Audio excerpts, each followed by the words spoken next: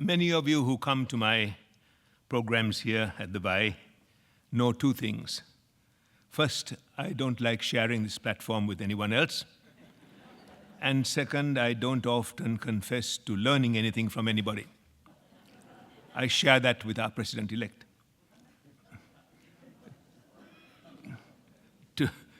Today is different. It's a great pleasure, a great privilege to have Michael Mandelbaum join me, and I admit to having learned a great deal from him. Michael Mandelbaum has all the credentials that are necessary for us to welcome him. He's all the titles. He's Christian Herter Professor of American Foreign Policy at the School of Advanced International Studies at Johns Hopkins University. He's the author or co-author of 15 books ranging from all sorts of topics: American policy, superpower relations, democracy and other political systems, nuclear issues, international economics, and also co-author of a bestseller with Thomas Friedman on That Used to Be Us, how America fell behind and how we can come back. You've seen him on television, you've read his articles, you see how frequently he's quoted in the media. He's advised organizations, governments, policymakers, and he's been with me once a year for several years now. All that to me is not so important as the fact that he's one of our most creative thinkers. I know that because he's a scholar who blends intellectual fertility with profound philosophic insights and yet very practical thoughts. The occasion for inviting him here is twofold. The first is that his new book, America and the World in the Post-Cold War Era, Mission Failure, has just been published, and we will discuss that this evening. We'll also have an opportunity to buy it later. And then, of course, the elections, okay? How it affects foreign policy, how it's likely to shape events to come, and how it reflects or does not reflect America today in the world.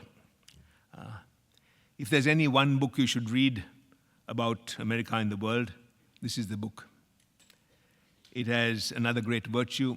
It is written in Professor Mandelbaum's very clear style and therefore easy to digest.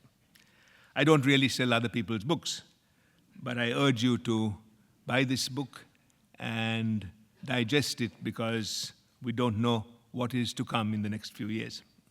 And this will give us some possible insights into how the past may affect the future. Now, we have organized our discussion today in three ways. We'll talk about the book and the themes of the book, how it affects America today. We'll talk about its relationship to the election. And then we will talk about some general issues of foreign policy and America in the future. So I want you to give a very special welcome to our friend, Professor Mandelbaum.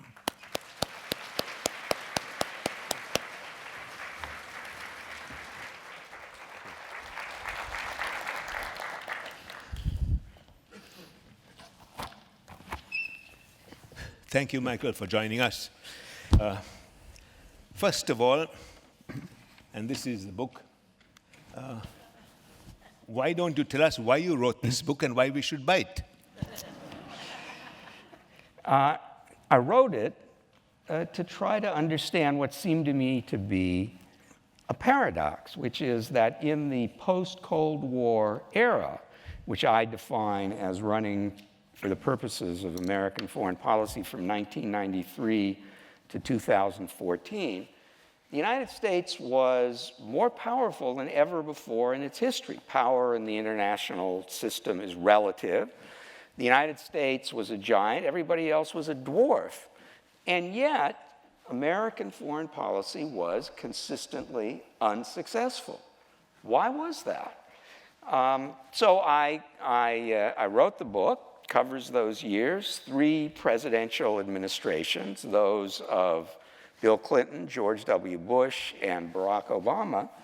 And the conclusion to which I came, and this is the theme of the book, is that all of these missions failed because it was impossible for them to succeed. What the United States did in the world in this period was what is sometimes misleadingly called nation building. I say misleading because it really involves two distinct projects. One is nation building, trying to get communities of diverse people to feel a sense of national cohesion. And the other is state building, that is, constructing the institutions of modern governance. And the United States tried that project in various ways, in China, in Russia, in Somalia, in Haiti, in Bosnia, in Kosovo, in Afghanistan, in Iraq, and in the wider Arab world. And it failed in all of these places, and it failed because nation and state building cannot be done from the outside. Nations and states get built all the time, but it has to be done by the people themselves. The impetus and the heavy lifting has to come from them. So this was mission impossible. The United States spent this period, in effect, leading a horse to water, but failing to make it drink. But Michael, is this unique? I mean, haven't we done it before in Germany after the Second World War, Japan after the Second World War? It's unique in two ways. Very good question. First, the United States has found itself involved in nation building in the past, but it's never been the principal focus of American foreign policy. The United States tried to do some nation building in Vietnam, but the principal purpose of being in Vietnam was not to make South Vietnam a viable democratic state, it was to oppose communism. So this was the first time that this particular orientation had dominated American foreign policy. Now, the examples of Germany and Japan are important because they are successful examples, but they are different in the most significant ways from Afghanistan, Iraq, and all the other places. There are three major differences. First, the United States didn't have to do nation building because these were already nations. The Germans felt themselves to be Germans, and the Japanese felt themselves to be Japanese, and they wanted to live in the same country. Second, the United States didn't have to do state building. These were countries that had very effective, powerful governments and powerful economies. That's how they were able almost to dominate Europe and Asia respectively. And they actually had some experience with democracies. Third, the United States was able to keep troops in these countries as a hedge against backsliding toward authoritarian rule, but it was able to do so because this was acceptable to the people themselves, and it was acceptable because they saw the United States not as occupiers, as the Afghans and the Iraqis did, but as protectors, protecting themselves against the Soviet Union. So the things that made Germany and Japan successful completely absent in the cases that I deal with. You mentioned that we tried nation building in Russia and China. Russia has an identity as a nation. Well, that was the first effort by the Clinton administration. It didn't take quite the same form. In China, you may remember that the United States, the Clinton administration came into office with a policy of linkage. It said that trade privileges with the United States were going to be linked with China's human rights policy. And if the Chinese government did not protect and honor human rights, it would not be able to trade with the United States. Well, that was a mission of transformation in the sense that if the Chinese government had twisted and turned and honored human rights, that would have been a revolution in Chinese government. It would have ceased to be an orthodox communist country. So had the American policy succeeded, it would have transformed China, but of course it didn't succeed. In Russia, when communism collapsed, the Gorbachev-Yeltsin years. The Gorbachev-Yeltsin years, well, the Clinton administration came to office when Yeltsin had become president of Russia and the Soviet Union had dissolved into 15 independent countries. And Yeltsin was very anxious to transform Russia into a democracy with a free market economy. And he was anxious to have American assistance, so the United States worked with him. Didn't work out all that well. Russia has a rough and ready market economy, although it's highly corrupt and the state controls over half of it. And, of course, the steps toward democracy that Mr. Yeltsin took have been eradicated by his successor, Mr. Putin. But I don't blame the United States for that. I think the problem with democracy in Russia has been twofold. First, there's the Russian political tradition, the Russians have never had an hour of democracy. There's just no experience, no familiarity. It's very difficult to implant something when the political soil is so barren. That's true about Iraq and it's certainly Afghanistan. True about Iraq. In fact, one of the lessons of these failures is that culture is powerful. Culture is more important in these matters than the power of a third country such as the United States. Now, culture changes all the time. Sometimes it even changes rapidly, but it cannot be changed from the outside. But to complete the answer about Russia, Russia's energy riches worked against democracy, as they do in other countries that have large deposits of energy, because the money that they get from selling the energy allows the government to bribe and coerce people to stay in power, and it eliminates, when there's enough oil, the need to build a real economy and the pressure to allow people to act as citizens. They're bribed into quiescence. Now, Russia doesn't have enough oil to do that, and therefore Mr. Putin, in order to keep his popularity elevated, has resorted to aggressive nationalism, and that's one of the problems that the new administration will face. The project that you're talking about is engineered by 3 administrations. Idea of spreading democracy, idea of humanitarian intervention.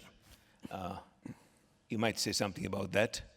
And how is it that, Clinton is a very intelligent man, Obama is a very intelligent man, Bush had intelligent advisors. How is it that these 3 administrations fell into this trap over and over again? Very good question. I should say a couple of things. First, in none of these cases did the United States set out to engage in these missions of transformation. It found itself drawn ineluctably into these missions. But it went to Haiti and Somalia and the Balkans for humanitarian reasons, to stop governments from repressing the people that they were governing. That's also fairly new, isn't it? It is new, and there's a general reason for that, and it applies to all of these interventions. The United States engaged in humanitarian intervention, that is trying to promote American values rather than protecting American interests, in the first instance because it could do so. The United States was so powerful that it didn't have to cope with the normal business of foreign policy, which is dealing with the foreign policies of strong states. There were no other strong states, and certainly none that was carrying out policies that threatened the United States. So the United States had all this power, and it could use it as it chose. I say at one point that the United States was the billionaire of nations. It had a lot of discretionary income. Why did it choose these things? Well, it chose them in part for reasons that speak well of us. Americans don't like to see people suffering. They don't like to see persecution and oppression, and now they could do something about it, or at least they thought they could. And the idea of improving other societies is really in our political DNA. We're not cynical at all. We believe that everything can be improved. And so we are missionaries? We are missionaries. In the 19th century, mainly Protestant missionaries set out to convert individuals to Christianity. In the 20th and 21st centuries, the American government set out to convert entire societies to modernity. But it is the same tradition. And I would say one other thing here. Why did the United States think that it could bring democracy to Iraq or to Afghanistan? Well, one reason was that there had been a democratic wave in the previous 25 years. The number of democracies in the world tripled in 3 decades. Democracy was breaking out everywhere, especially in the former communist world, but also in Latin America and in some parts of Africa. So it seemed that this was the direction history was taking. Americans and American policymakers thought that they were pushing on an open door. Turned out not to be true, but it wasn't crazy, although it was incorrect and ultimately rather costly to believe that. Now, your argument is that the Clinton administration got into it because it was cheap. It became more and more expensive as time went on.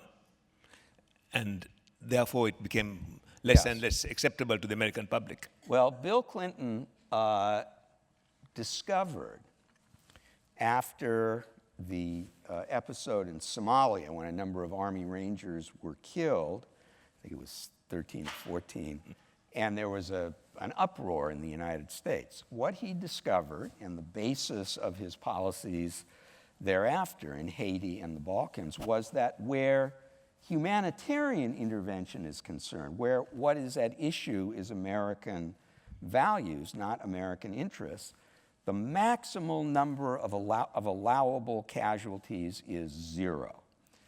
Americans, one way of putting this, Americans don't care where the president puts their army as long as the members of the army don't get hurt.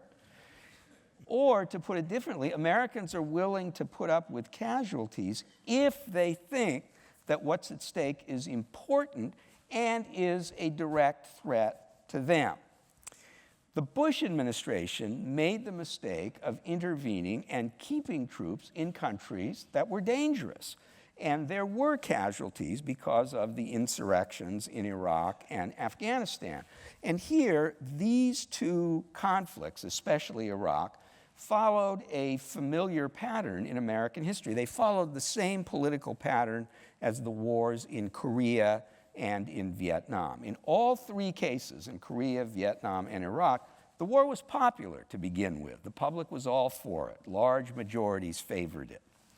Then, as American casualties mounted, the public turned against the war. Now, the public never turned against the goals for which the wars were being fought. They thought it was, it was a good thing to try to keep South Vietnam free of communism. They thought it was a good thing to remove Saddam Hussein and to implant a decent government there.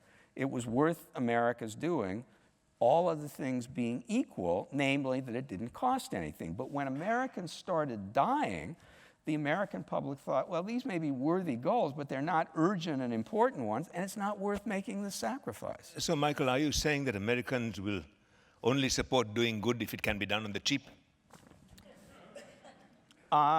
Well, they will do, the public as a whole is like all of us.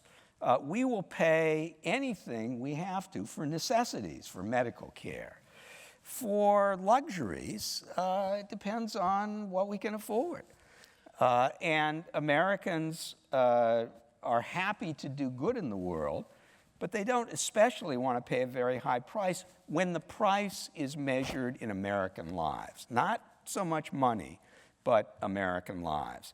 And by the way, I don't think that this makes Americans ungenerous or less generous than other people. We're at worst average on this scale, and I think probably more generous than most. Michael, now you talk a lot about humanitarian intervention. When do governments have the right to intervene in other countries to save people from their own governments? Well, this is one of the great debates in international relations and international law that has never been satisfactorily settled. In theory, in international law, war and violating another country's sovereignty is justified only if that country commits aggression. In other words, it has to do something outside its own borders. Sovereignty has been taken to mean that a government can do whatever it wants within its borders. Now, obviously, governments, especially in the 20th century, have done terrible things, and it seems intuitively morally wrong to permit that. But then that raises the question, well, okay, maybe there should be occasions when it's okay to violate sovereignty and intervene and prevent a government from doing what it wants. But what are those occasions? Where do you find them? And a lot of ink has been spilled over that issue, but there are three issues here. First, people argue about how many people have to be killed. That is, it's okay, it's right to intervene in a case of genocide, but how do you define genocide? Second, there's an equally important issue of who gets to decide on intervention. Now, in the case of American humanitarian intervention, the United States basically decided for itself, or got NATO to authorize intervention. But other countries, such as Russia and China, said, wait a minute, you don't have the right to do this. You can't set aside international law whenever you want to. So the general view is that humanitarian intervention is justified when the United Nations authorizes it, either the Security Council or perhaps the General Assembly. But the Security Council is so politicized that it'll probably never authorize anything. The third obstacle is that even if it's clear that atrocities are taking place that justify intervention, and even if there is international legal sanction for it, even if the General Assembly or the Security Council votes unanimously in favor, somebody has to do it. Somebody has to put boots on the ground. It's not going to be the United Nations because it doesn't have that kind of military capability. And when you look around the world at the possible authors of humanitarian intervention, there's really only one country that is a logical candidate, and that's the United States. And most Americans don't want to do it. So you have a third obstacle to humanitarian intervention, namely democracy in America. Do you support a humanitarian intervention? Under what conditions, you yourself? In general, I am very skeptical and dubious. For example, I did not support the interventions in the Balkans. Now, I didn't support them in part because I didn't think that these rose to the level of genocide. This was ethnic cleansing, which is horrible, but the Serbs were not interested in killing all Bosnian Muslims everywhere. They were simply interested in having a state of their own, which was largely Serb. But that was terrible and odious. But the main reason that I was not against it was that I thought that there was a better solution, although it would have encountered problems of its own, and that was partition. Partition wouldn't have been simple because the populations were mixed, but I think it would have been less bloody than what happened. And as a matter of fact, the so-called Dayton Accords that were negotiated under American auspices and brought the war to an end are, in effect, a de facto partition. Now, given all that, would you support intervention in Syria? Ah, yes. Well, I and a lot of people have thought a lot about that. I would begin by saying that there are strategic interests that the United States has in Syria, which in my view were not present in the Balkans. So at least it's worth considering. I would say of those strategic interests, there are two that stand out. First, in the Syrian civil war, two countries that are basically adversaries of the United States, namely Russia and Iran, are on one side, and therefore, for pure geopolitical reasons, the United States has an interest in supporting the other side. Second, the war in Syria is generating refugees who are pouring into Europe and destabilizing Europe, and Europe is important for the United States. So if there were a way to stop the refugee flow, although let me add a caveat here, and that is that I think no more than about 50% of the refugees pouring into Europe are from Syria. They're coming from North Africa. From North Africa, from Afghanistan. Yeah. Incidentally, our intervention in Libya turned Libya into a failed state with no government, and so the refugees from sub-Saharan Africa come right through Libya. And I mention this because even if we can find a solution to Syria, the problem of a deluge of refugees coming, especially from sub-Saharan Africa to Europe, is only going to get worse. So do you support intervention in Syria? I don't, fair point. I personally do not support it because I do not see an American policy of intervention that would do three things. It would promote American interest, it would be consistent with American values, and it would be acceptable to the American public. Let me give you an example. It might be possible to do in Syria what was done in Libya, that is, remove the government with a purely aerial campaign. It would take more than it took in Libya, and there is the problem of the Russians who are there now, and that's a huge problem because you don't want to get into a shooting war with the Russians. But let's assume that the Russians could be neutralized with a sustained bombing campaign. Remove Assad. You could remove Assad. And that would be in the American interest. But it would be problematical from the point of view of American values because you would kill a lot of civilians with the bombing campaign. And then, if the Assad government fell, there'd be more massacres, except this time, rather than the Alawis massacring the Sunnis would massacre the Alawis and the Christians. So it would be a humanitarian disaster. Furthermore, you could then set up a no-fly zone patrolled from the air, as happened with the Kurds after the 1991 war in the Persian Gulf. And you wouldn't have to have American boots on the ground immediately, but then you'd have to worry about who was governing that space that you were protecting. What if there were a no-fly zone, it was safe from Assad, and then the jihadis infiltrated and used that as a base? Well, then you'd have to put boots on the ground or bomb them.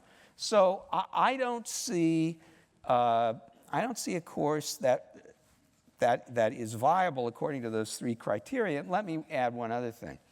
There are people in Washington, serious people, people whom I respect, who believe that the United States should change the Obama policy of non-intervention. And they've been working on this and trying to figure out scenarios. And a lot of them were planning to go public with their ideas for the new administration. Had Mrs. Clinton won the election, I think they would have gone ahead. With Mr. Trump, I think that's dead. Now, in your book, and we will get to the election sooner or later, in your book, one of the most critical statements you make is about the expansion of NATO. It's a tremendous mistake. History will condemn it. It has caused more trouble than it's worth. And it's a colossal error. Yes, and I was very much involved in trying to prevent NATO expansion in the mid-1970s. And so, I should say, were most of the people who knew Russia well. Some of you're probably all familiar with the name George Kennan. Very eminent Russia specialist, and probably the most eminent Russia specialist Russian historian of his generation is Richard Pipes, who was a professor at Harvard, who was very conservative. And Richard Pipes and George Kennan never agreed on anything in 60 years except that NATO expansion was a mistake. Why was it a mistake? It was a mistake because Western leaders had promised Soviet and Russian leaders verbally that NATO would not be expanded. And when it was expanded, the excuse was, well, we didn't put it in writing. Well, that seems to me pretty lame. I mean, does the United States really want to be a country that's so shifty and devious that you have to get it in writing all the time? I don't think so. Second, it was clear that the Russians were against this, that they saw it as anti-Russian, and they were not wrong, because although the Clinton administration said every European country will be eligible to join, they made it clear privately that the Russians would not be eligible to join. So they were keeping the Russians out. Third, the rationale that the administration gave for expanding NATO was completely bogus.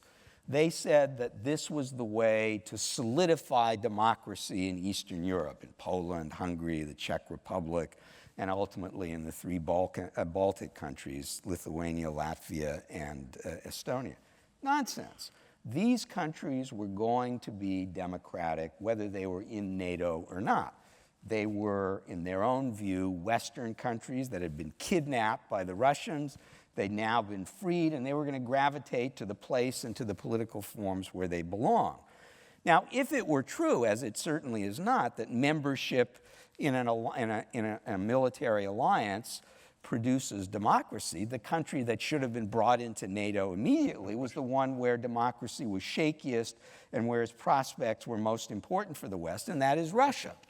Finally, what was clear was that far from presiding over a Europe whole and free, which was the phrase used by the first President Bush and by European leaders, this was going to draw a line of division in Europe, and so it has.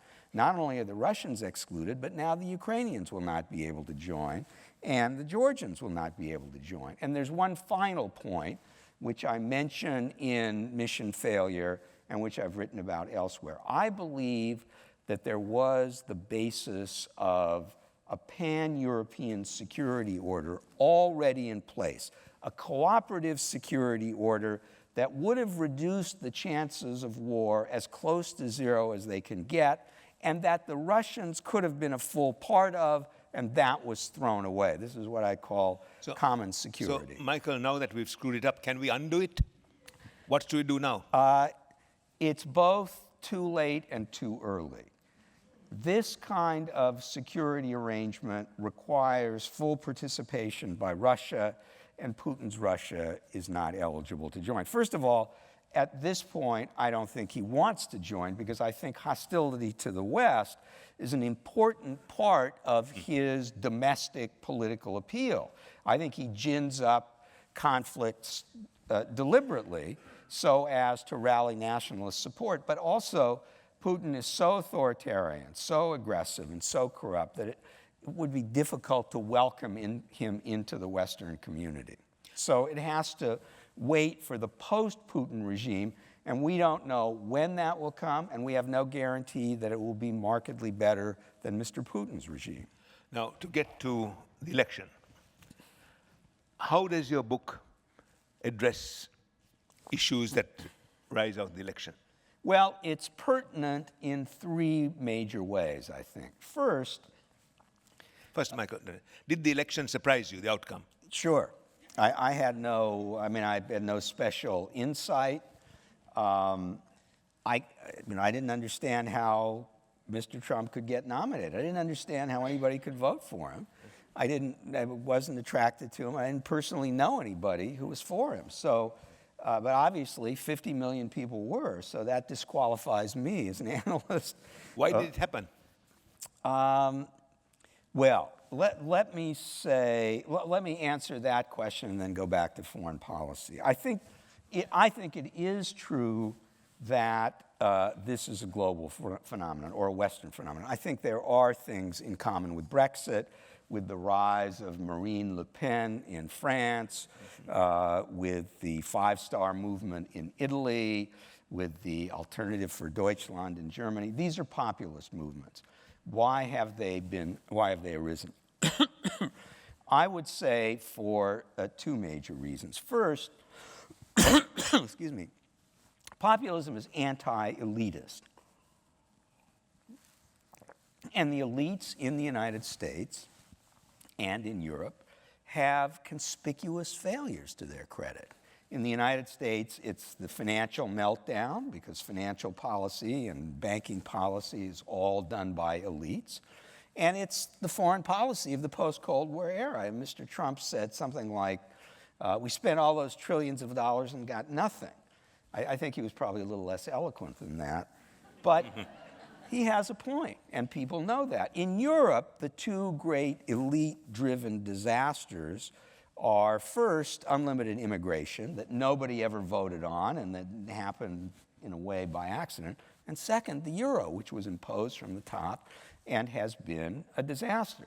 So that's one set of reasons for this global phenomenon. Second set of reasons is globalization. Globalization, this is the third era of globalization, and I had the pleasure of discussing my book on the global economy with Ralph on this stage a couple of years ago. It's called The Road to Global Prosperity. I highly recommend it because it's about the political backlash against globalization, but I underestimated its strength. There's always a backlash against globalization. In the previous two periods, there was also a backlash. When were those periods? The first was from about 1870 to World War I. The second was from 1945 to 1990. And what is distinct about the third is that it is much more global because the communist world was excluded from the second period. Now China and the former communist countries and India, which was really an ambivalent participant, are full participants. So this is globalization on steroids, which means that there are many more winners, but there are more losers too. And so the backlash is logically stronger. And then there's one other feature of the third period of globalization, which I think does account for Brexit and the Trump victory. And that is this era of globalization had a particular class of winners and a particular class of losers just because of the condition of the global economy. The big winners were enterprising people in poor countries, especially China and India. The losers were people with middle or low skills in rich countries. That was the Brexit vote, and that is the Trump constituency. What role do you think this played in the election? Do you think people understood it in the way you're explaining it? Or is it some kind of visceral reaction? I think it's visceral. I think that people, you can see it in one of the main Trump talking points, and that is trade deals. Now, his way of putting it, I mean, he never had any actual criticisms that I heard of. He just said the people who negotiated these were idiots. And there's a kind of a hint that they really didn't have the national interest in mind. They were only doing it for themselves. Now, the loss of jobs, as any economist will tell you, there have been jobs lost to trade and to China. But most of the jobs have been lost to automation. Most of the jobs have been outsourced not to China, but to the past. They've been lost to the digital revolution. The reason that some of you may remember, I like to use this example, some of you may remember the movie, I think it was made in 1960, called The Apartment with Jack Lemmon and Walter Matthau. People in my age cohort saw that movie, and Shirley MacLaine. And Jack Lemmon works in an insurance company. It's in Manhattan, and it's a huge office building, multi-stores. And on every story and every floor, there are cubicles with people working away. Well, where are those people today? They don't exist because it's done digitally. Those jobs are all gone. The Chinese didn't take them. The digital revolution took them. So it's not the case that that job losses are mainly due to the Chinese. And trade does benefit people, as we've known since 1819, when Ricardo published his theory of comparative advantage and demonstrated that when any two countries trade with each other, each country is a net beneficiary. But within the country, the benefits are unevenly spread. Now, as it happens, the benefits of this third globalization to low-income people have been considerable because you go to Walmart, everything's made in China. People can get pretty good quality products across a wide range of product lines that are made, that are sold more cheaply than would be the case, but they don't see that.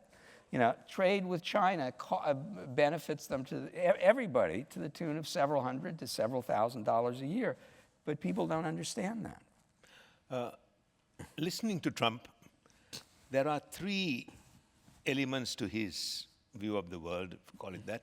The first is he seems to be very much against alliances. NATO, NAFTA, World Trade Organization, Japan, South Korea, and so on. Second, he's very much against world trade. Right. And third, he has a very benign view of autocrats in the world.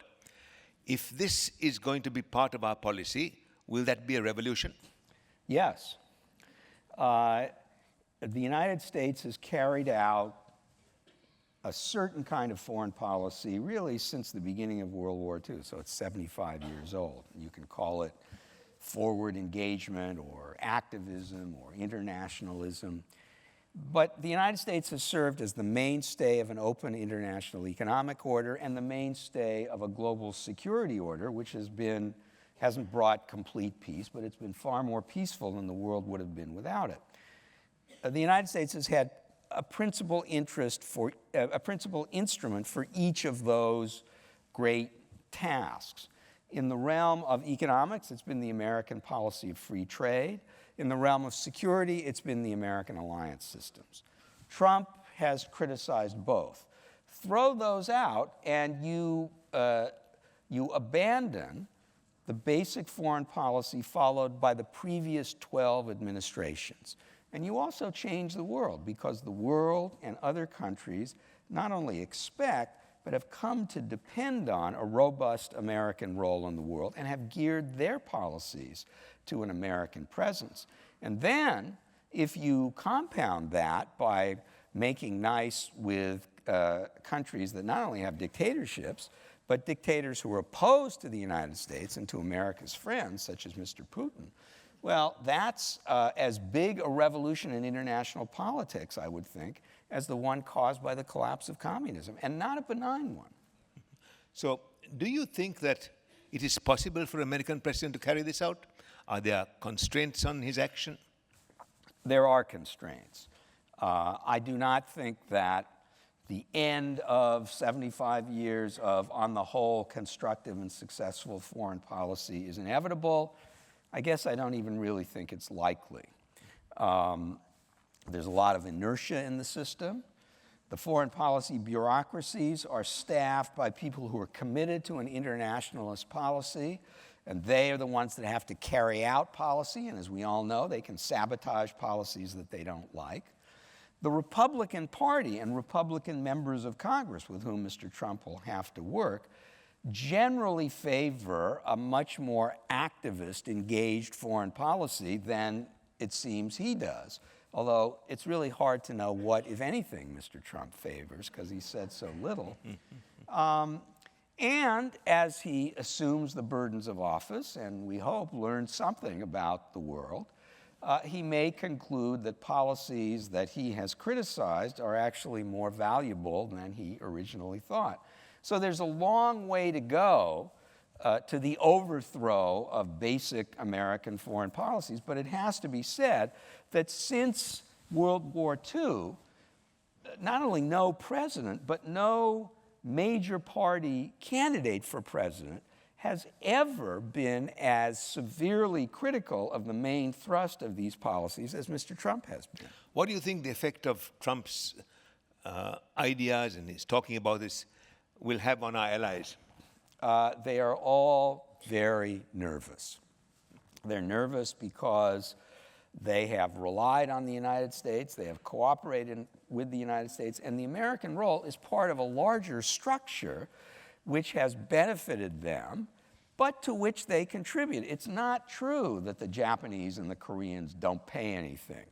The Europeans are, up to a point, free riders. They do pay what Americans have believed has been less than their fair share. And incidentally, the first president to believe that was Harry Truman. There was a NATO conference in 1952 in Lisbon in which the Americans got the Europeans to spend more, or to promise to spend more, on non-nuclear armaments, and they never quite fulfilled their commitments. But the United States is a global power. These are regional powers. The United States is much bigger. The United States has a lot of sunk costs. I mean, it doesn't make sense for other Western powers to start building aircraft carriers or B-1 bombers. And the United States does benefit from all of this. So I think the allies will be extremely nervous, and they understand that if the United States withdraws completely, from East Asia and from Europe. They will be on their own, and in particular, they will confront, without American support, a nuclear-armed Russia in Europe and a nuclear-armed China in Asia. And that means that countries in Asia, such as South Korea and Japan and Taiwan, and countries in Europe, such as Germany, whose entire foreign policy has been predicated on shunning nuclear weapons, will have to reconsider, will have to look seriously at acquiring nuclear weapons for themselves. Do you think that obviously someone like Putin will be pleased by what has happened here? Do you think this could improve American-Russian relations constructively? Well, I doubt it. And I think Trump seems to like Putin not only because he's a strong man, and the reason that Putin was, at least in Trump's view, a much stronger leader than President Obama was democracy. That's what democracy is. It's constraints on power. But apparently, Trump got a good opinion of Putin because Putin was quoted as saying that he was brilliant.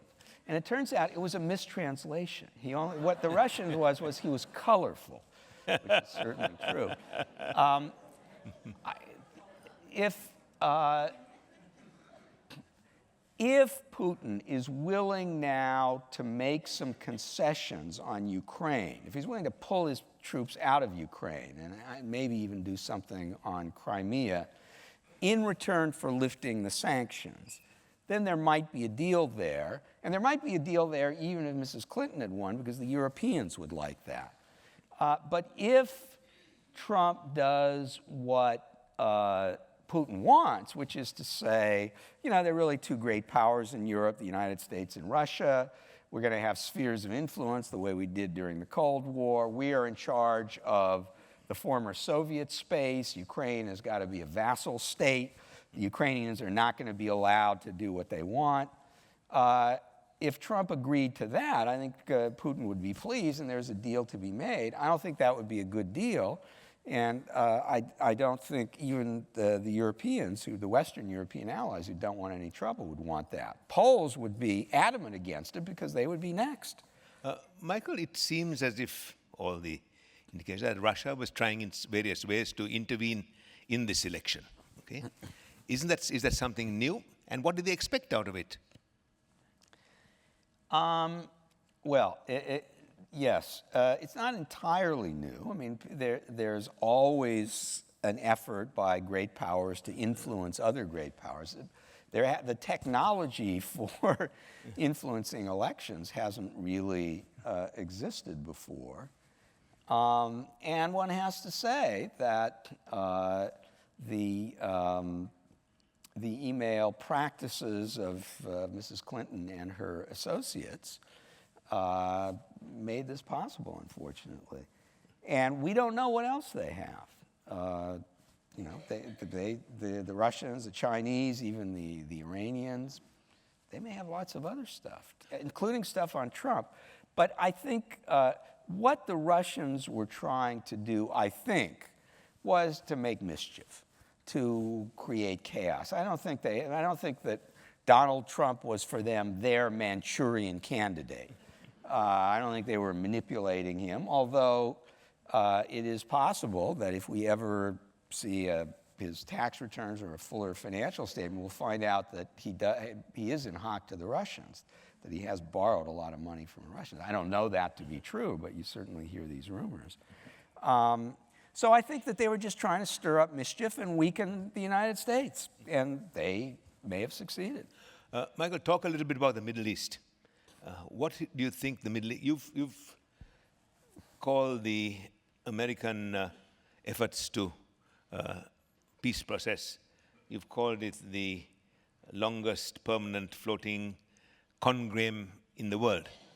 Yes, this is from the Guys and Dolls song. It's the peace process is the oldest established permanent floating con game in the world. The peace process has no... So should we not have gotten into it?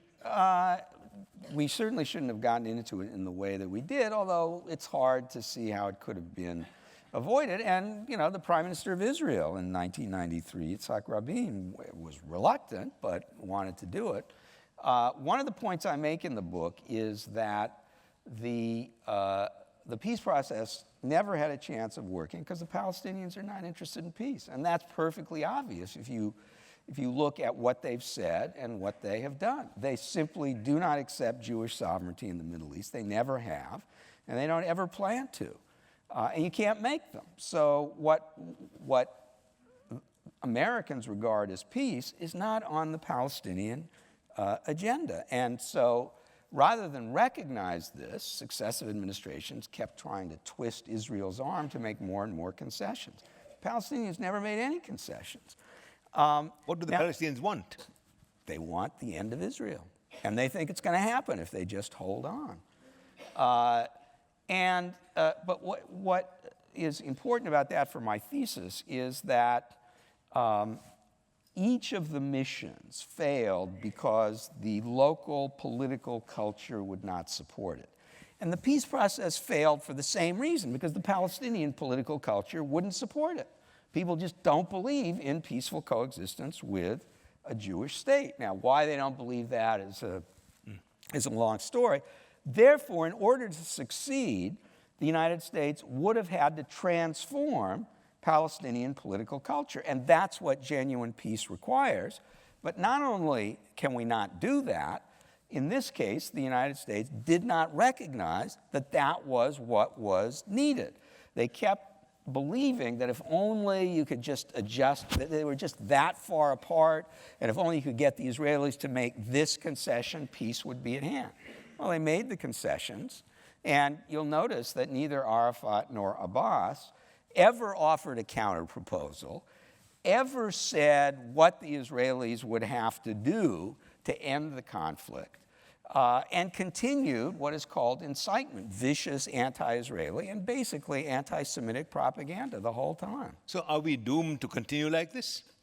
Well, the Arab-Israeli conflict will continue, but it's not volatile, it's not dangerous. The Palestinians are weak, the Israelis are strong. The other Arab countries don't care about the Palestinians and would just assume that they made a deal, but they don't have that kind of influence over them, or at least they're not willing to exercise it.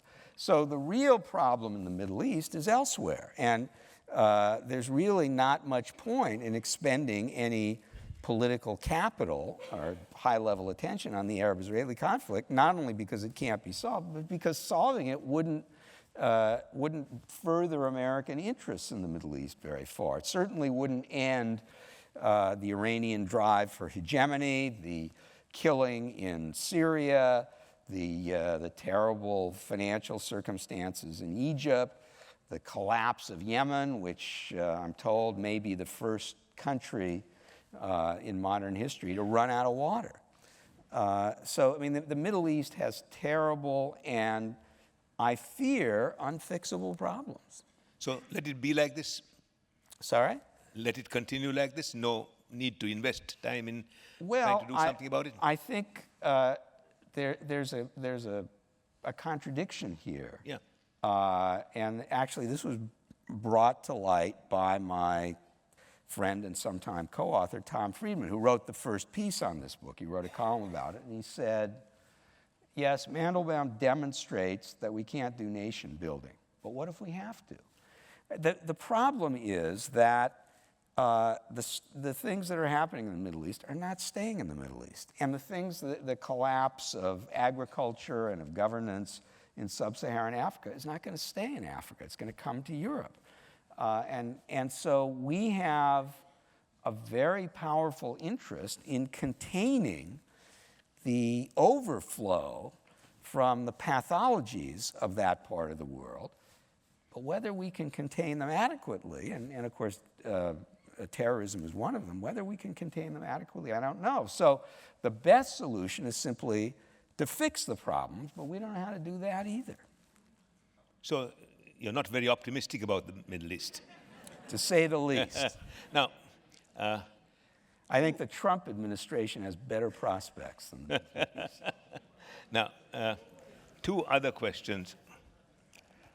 the crisis in Europe, do you think this means the end of the European Union? Do you think this is going to be affect and weaken America in the world if Europe declines like this? The decline of Europe certainly weakens America in the world because Europe is the other pillar of What can we do about it? democratic capitalism. Not only is there nothing that the United States can do about it, there doesn't seem to be much that the European governments are doing about it. The euro is a kind of straitjacket which is holding down growth, leading to unemployment and mass unhappiness in Southern Europe. My view is, and I'm following a number of people, and I wrote an essay about this, the only way to fix the euro is to have much greater European-wide governance. You need a monetary union. You need a banking union. You need a fiscal union. In order to have that, you probably have to have a European government, one that can collect taxes and redistribute them. But that's not popular in Europe. But that's even less popular than ever, which means that if they keep the euro, they're going to stagger along with low growth or no growth, high unemployment, ultimately maybe political unrest and even violence. So the solution to that is to abandon the euro, but nobody knows what would happen then. There's a fear that this would be a catastrophe. Nobody has modeled what this would mean, but it may come to that. And even if the Europeans get out of the euro, as it were, with their economic lives, it will certainly weaken the European Union, and it will take the European countries a while to recover economically. Michael, the first 10 years of this century, 2000 to say 2010, 12, so on, the book covers that too. There were 3 countries which were held out as models for the non-Western world. They were apparently successful. We all said they were very promising. Brazil, Turkey, and South Korea. They're all in a big mess now. What do we do with Turkey? How do we react to Turkey? Well, the Turkish problem is the Turkish regime. It's Mr. Erdogan, and Turkey has pursued some unwise economic policies because he's used that to build up his popularity. Yet in the first 10 years of this century, he was very successful. He was successful. And we all wanted to be friends with him. That is true, but success went to his head. I think that what is likely to happen is that Turkey will continue to be a member of NATO. It will not be a member of the European Union. And the West will exercise what I think, maybe it was President Obama's term, maybe what he called strategic patience. We'll wait, not do anything serious, and hope it gets better, and hope that somehow the Turks can be persuaded to return to a more democratic path, probably without Mr. Erdogan. Then what do we do about deterioration of human rights in Turkey? We protest. Problem there is that the leverage on that particular issue is denying them entry to the European Union. But they're not going to get into the European Union anyway, and at this point, Mr. Erdogan doesn't want to join. So we protest, probably ineffectually, but maybe not. I think it probably is going too far, at least at this point, to impose economic sanctions on Turkey. And of course, Turkey is crucial for the geopolitics of the Middle East. Yeah. And the Turks are mainly on our, although not entirely on our side. They're certainly anti-Assad, but they're not as opposed to the Iranians as we are.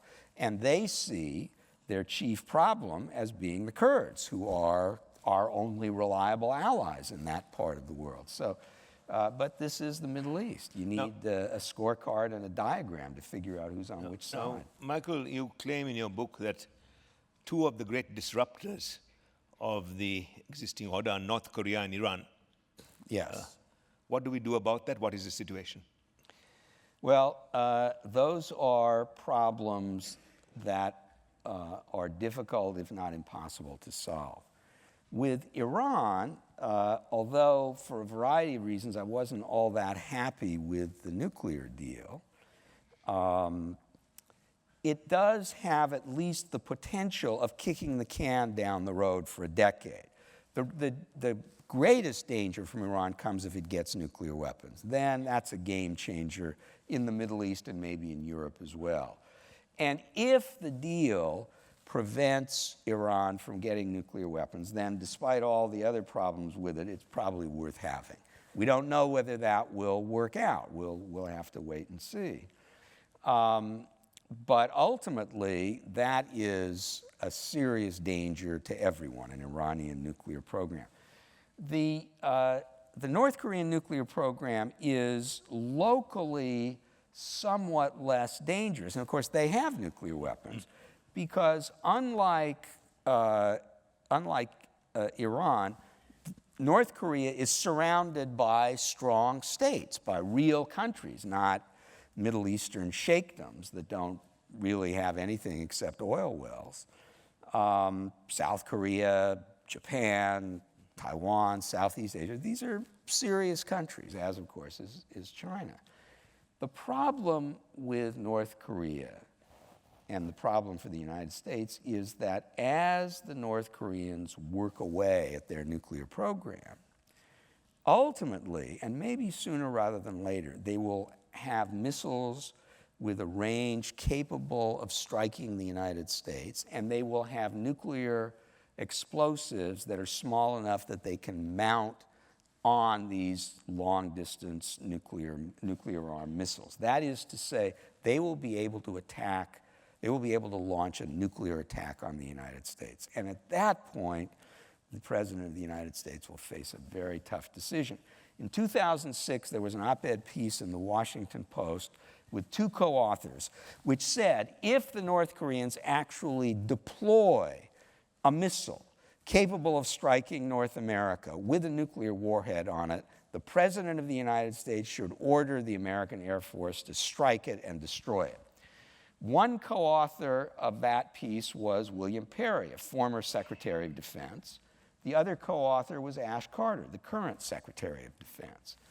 Now, that's a serious business, and it's particularly a serious business because the Chinese and the South Koreans are opposed to striking North Korea. The Chinese are opposed because they don't want refugees flooding in and because they would like to have a communist buffer state. They don't want North Korea to have nuclear weapons, but if they have to choose between a North Korea with nuclear weapons and a collapsed North Korea, which might be the result of their imposing the kinds of sanctions that we have urged them to impose, they'll take a nuclear-armed North Korea. And similarly, the South Koreans don't want to open hostilities because the North Koreans have, 10,000 short-range missiles targeted at Seoul. The carnage in the South Korean capital, which has some large fraction of the South Korean population in case of another Korean war, would be terrible. So it's a very difficult situation which has not come to a head because the North Koreans have not yet reached the tipping point. Can we attack North Korea if our ally South Korea is against it? Well, we have. So far, the answer has been no. If the United States itself is in physical jeopardy, then the answer may change. Michael, in the next 2 or 3 years, there are 4 questions, 1 or 2 of which are likely to come across the President's desk. Supposing the Chinese push on the islands, even take a few. Supposing Russia grabs off another small part of Eastern Europe. Supposing the North Koreans extend their capacity. Supposing the Saudi regime or the Jordanian regime collapse, what should President Trump do? Well, these are likely one of them is likely to happen. The first 2 scenarios are simply continuations of the status quo because the Russians and the Chinese are pushing. And what is needed is an American policy of deterrence in Eastern Eurasia and in the Western Pacific in concert with our allies. So it requires reinvigorating our allies, and it requires a very delicate touch. Where do you draw the red lines? How explicit are you?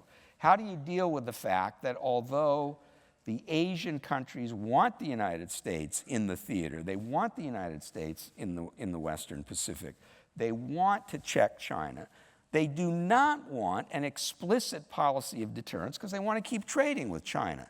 So it requires real foreign policy skill there and in Europe. It would be difficult for any president. Let's hope that this president is up to it. But as we discussed previously, he may not even want to do it, in which case the geopolitics of those crucial regions will change dramatically. Michael, if you were asked for 3 recommendations for the next president, what are the 3 first things you would suggest that he do, foreign policy? Get a Secretary of State and a Secretary of Defense who knows something. 2, reaffirm America's principal alliances with NATO and with Japan. And keep NAFTA? And I would not, that may be too much to hope for, but I think those 2 are possible, maybe even likely. Because I think you'll be hard-pressed to find a Secretary of State who could get confirmed who would not be in favor of that and who would be willing to serve if those things were not done. But as for NAFTA and the TPP, the Trans-Pacific Partnership, I think that NAFTA ought to be affirmed and continued. I think the Trans-Pacific Partnership should be signed and ratified, but I'm not sure President Trump will do that, and I'm not sure even President Hillary Clinton would have done that. After all, as critical as Mr. Trump was of American trade deals, equally critical was Senator Sanders, who got 47% of the Democratic vote. There is bipartisan opposition to free trade, and from an economic and especially from a geopolitical point of view, that's worrisome. It's opposed by both parties, and nobody is speaking up for it. Michael, to conclude, you in your book refer to the decline of Britain and how America replaced Britain as great power in the world. Do you think that, looking at what we see today, and the fact that so many of the situations we discussed, nothing much can be done, okay? Do you think that America can retain its place as a world leader in the next decade or 2? I do. I think some of the things that cannot be done do not have to be done for the United States to maintain its role in a relatively decent world. I think the United States can do what I would regard as important in the world. We are still strong enough to do that. We are still rich enough to do that, and we can get help. There are a lot of people who agree with us, who want us to do these things, and will contribute some assistance. Not as much as we'd like, but some.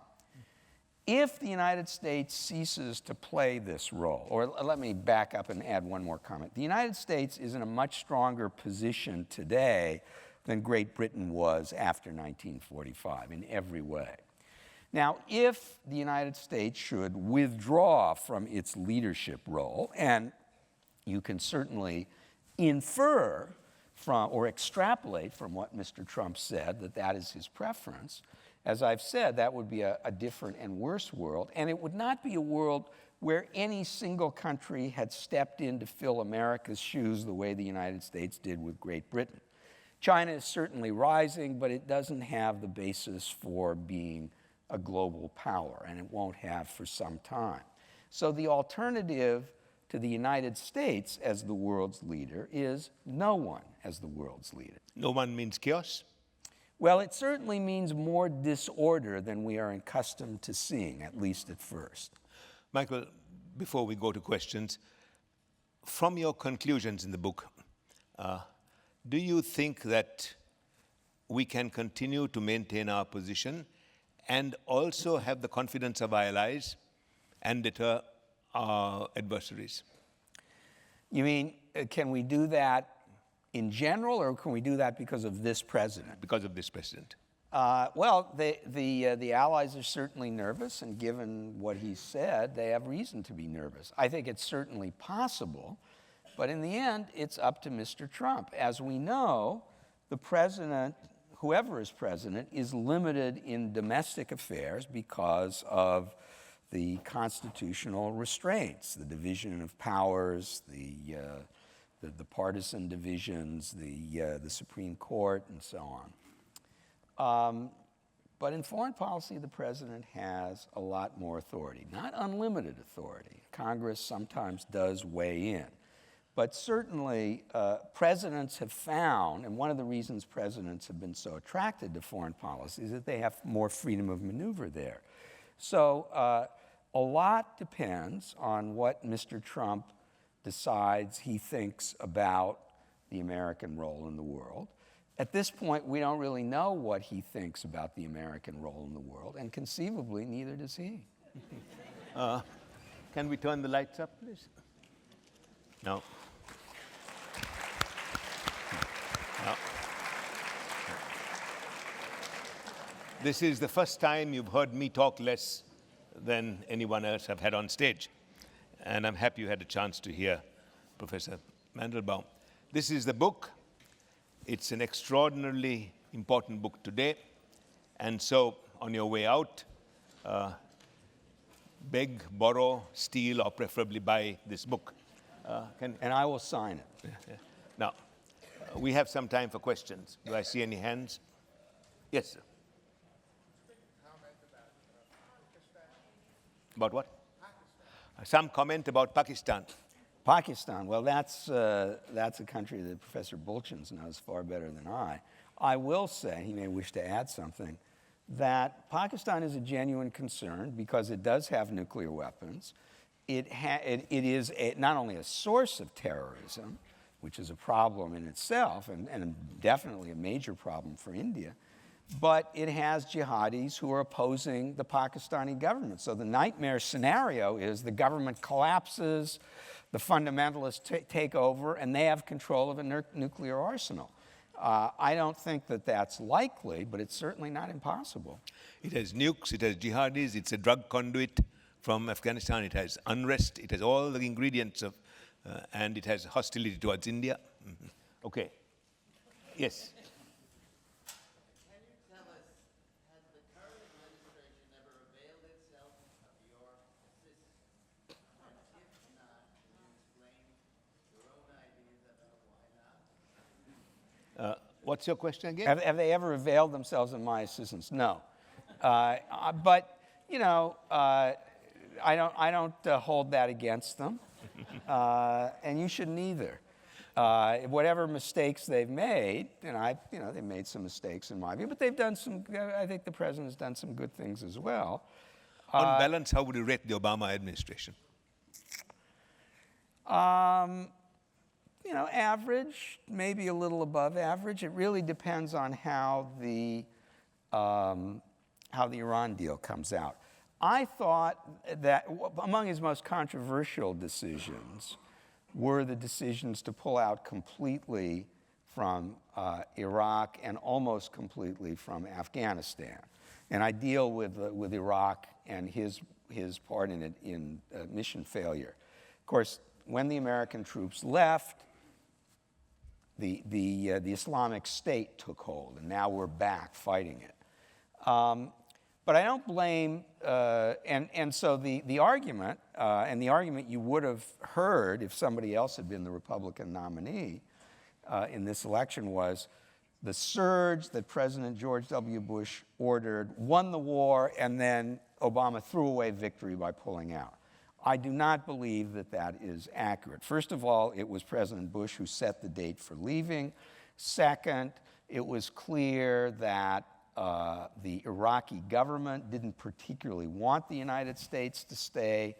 Third, the architects of the surge were always clear that ultimately peace depended upon reconciliation between the Sunni and Shia communities, and that depended upon a conciliatory policy being followed by the Shia-dominated government in Baghdad led by Nouri al-Maliki. He followed the opposite policy, alienating the Sunnis and making it possible for ISIS to take hold. Now, it's true that if the United States had kept troops in Iraq, the United States would have had more leverage over Maliki and might have prevented some of these policies. But my guess is, and it's only a guess, nobody knows for sure, that in order to have the kind of leverage necessary, the United States would have had to leave a lot of troops in Iraq, closer to 100,000 than 5,000. And a large contingent of troops was definitely not politically acceptable in the United States. No president should have done that. How do you keep troops in a country which may serve your interests, but the people of the country don't want it? That is what is known as a hostile occupation. It happens a lot, but it's rather bloody and expensive, and Americans didn't want to do that. So I don't think Obama was terrible. The problem with Obama, I would say, is this, and I made this is one of the points of mission failure. While Barack Obama was president, the world changed. He became president, and indeed he spent not only his entire political career, but I would say almost his entire adult life in the post-Cold War era. And the post-Cold War era was a uniquely, remarkably peaceful period when the United States had no adversaries except for the jihadis, who weren't and aren't remotely as dangerous as the Soviet Union or Nazi Germany.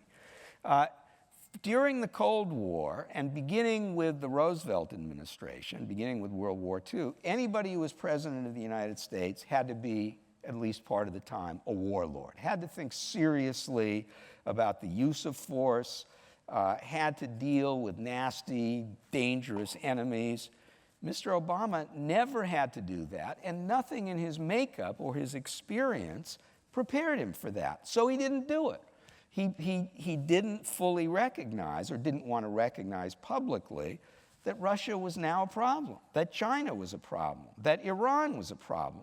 It wasn't that he didn't understand this, but he didn't want to change the focus of American foreign policy. And he talked as if Mr. Putin, sometimes when listening to the administration's rhetoric, I got the impression that their view of Putin and Russia and their aggression, cross-border aggression in Ukraine, the first time since World War II that has happened in Europe, was and is, oh, that's so 20th century. That's so uncool. You know, it's as if Putin is a guy still using a flip phone. I mean, he just hasn't gotten with the program. Well, it's a little more dangerous than that. Now, I don't want to be too hard on Mr. Obama, because he did implement policies in recognition of what the Russians had done and what the Chinese were and are doing. And as I said in one of my responses to Ralph, I think it's difficult to figure out what to do. So if anybody other than Mr. Trump had been the Republican nominee, you would have heard a lot of criticism of his Iraq policy and some of his Afghanistan policy, which I personally do not think would have been justified. Michael, now, you've told us all these things. Tell us, what are the bright spots? The bright spots are that Russia is dangerous but weak. It's not remotely the Soviet Union. Iran is, it's a superpower compared to other countries in the region, or at least compared to the other countries, certainly not compared to Turkey or Israel, but it's not a strong state compared to the United States. China is not as powerful as the United States, and Chinese maritime power is not up to that of the United States. So the United States remains strong. Within the Western world, the United States, and this is both good news and bad news, is in far better shape than our allies. We're in far better shape demographically. The United States is the only industrial democracy whose population is growing. So although we have problems with our entitlements, they're not remotely as serious as the problems that the Europeans have, because their populations are aging. Or the Japanese. Much more rapidly. And the Japanese and the Chinese, incidentally, because of their one-child policy. So the ratio of retired people to active workers is going to turn very unfavorable for the Chinese as well. We're going to be able to keep up. If we can get medical costs under control, we'll be in pretty good shape. And also, the United States continues to be a hotbed of innovation, of creativity. The genius of the United States is not in our politics. And the federal system and the Republican system are such that you can ignore politics, and most people do.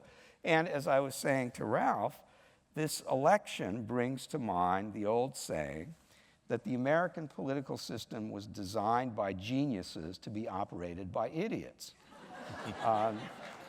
We'll see. Yes, sir. Foreign policy for hundreds of years, if not millennia, has been discussions between governments. With ISIS and failed states, how do you have a foreign policy when there's nobody to talk to? You don't have a normal foreign policy, and that's good news and bad news. The bad news is not only can you not talk to ISIS, but you can't deter them. They're not susceptible to threats. You could deter the Soviet Union from launching attacks by saying, well, if you launch attacks, we'll attack you. Can't do that with ISIS. The good news is that despite all of the attention that we have lavished on ISIS and on terrorism as a result of September 11th, and nobody could blame anybody living in this city for feeling that this is a pretty serious problem. But for all of the attention, ISIS is not powerful. It cannot do serious damage to the United States.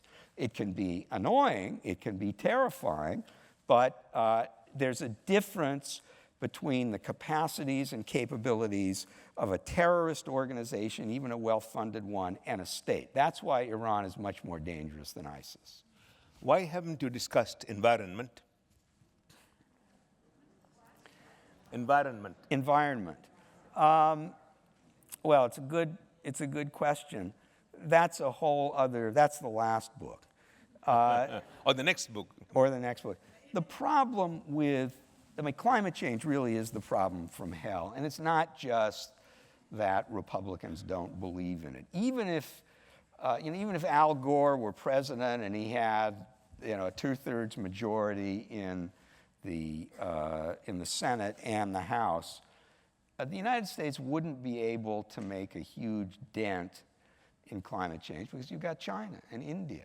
So the real solution to climate change, to limiting greenhouse gas emissions, is technology. We should be putting a lot of money into basic R&D because the Chinese won't stop burning coal unless and until you show them that they can grow just as fast without it.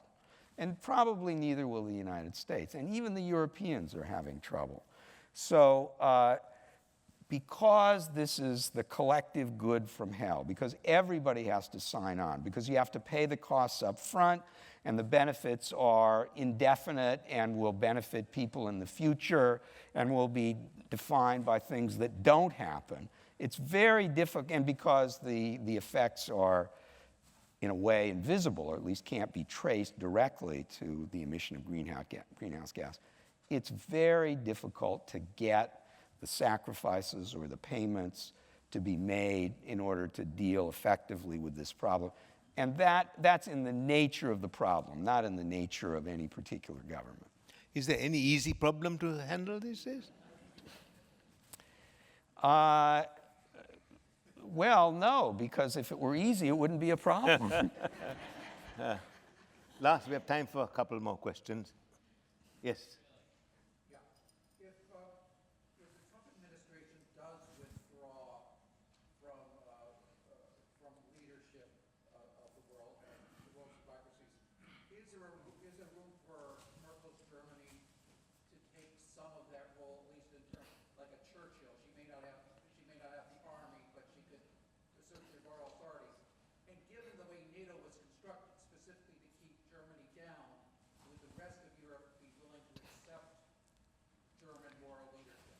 If America declines, could Germany substitute?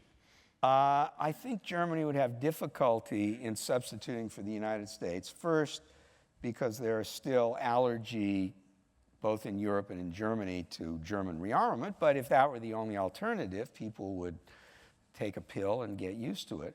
But Germany isn't big enough. It's not as big as the United States. It doesn't have the armed forces built up over 7 decades. So militarily, it would be difficult.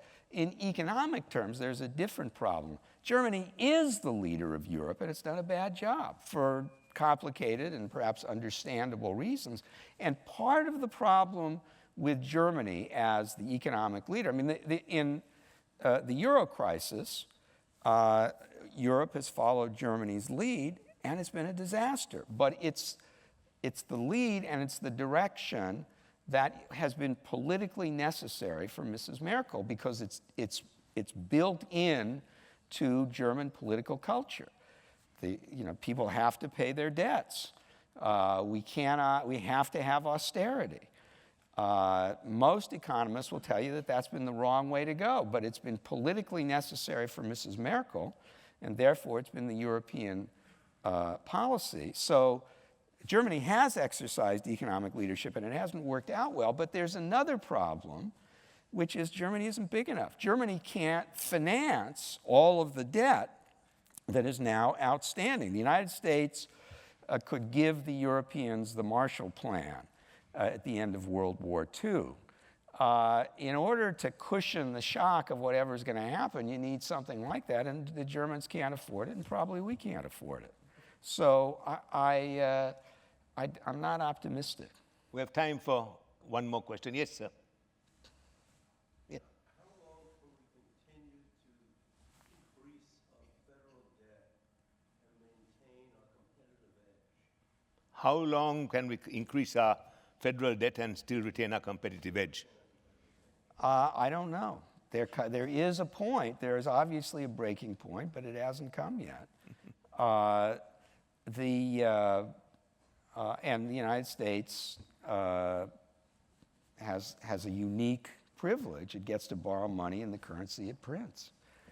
Other countries can't do that, and that gives us a lot of leeway. But at some point... Say that again, Michael. It gets to... The United States has what General de Gaulle called an exorbitant privilege. The United States can borrow money in the currency that the United States prints. So that leads to great possibilities for the abuse of power, which the Fed has so far not succumbed to, although interest rates have been very low, but inflation has been low as well. I don't know, but there comes a point, and if you look at the trend lines, you can figure this out. And the Peter G. Peterson Institute, which is devoted to this issue, if you go to their website, you can get all the information there. There comes a point at which the federal budget is 50% debt service. I mean, that, and that will make it, and then it'll be 60% or 70% entitlements, and then nothing for anything else. So there is a point. I don't know where the crossover point is, but it's a serious problem, but nobody's really talking about it because it's politically too difficult. Okay, one more question. Yes, sir. The age of the combative nations and the terrorists are obviously quite different depending on which nation you think about the terrorist group. Can you comment on the fact that we have this discrepancy in age between European nations, for example, and the terrorists and so forth? Well, the terrorists tend to come, certainly in the Middle East, birth rate is very high, and there's some academic research about what they call youth bulges, which we went through, incidentally, in the 60s and 70s when my generation was, or I guess our generation was young, and the crime rate rose because the people who are most likely to commit crimes and to be terrorists are young, hormone-fueled men in their 20s. And if they're unemployed, and if they have no prospects, and if they're mentally a little unstable, and if they are subject to a propaganda barrage, they're probably more likely. So from these countries, which are basically failing, which have a high birth rate, low or no economic growth, no opportunities, they supply the pool for terrorists, although it should be noted the terrorists have been recruited in Europe as well. And here, from here too. Sorry? We have 300 Americans who are fighting for ISIS right Yes, and from the United States. So it's not just these economic and demographic variables. People believe in this stuff and they act on it. Now, before we close, just two things. I will see you again in February. Happy holidays. Second, go buy the book. Thank you and good night.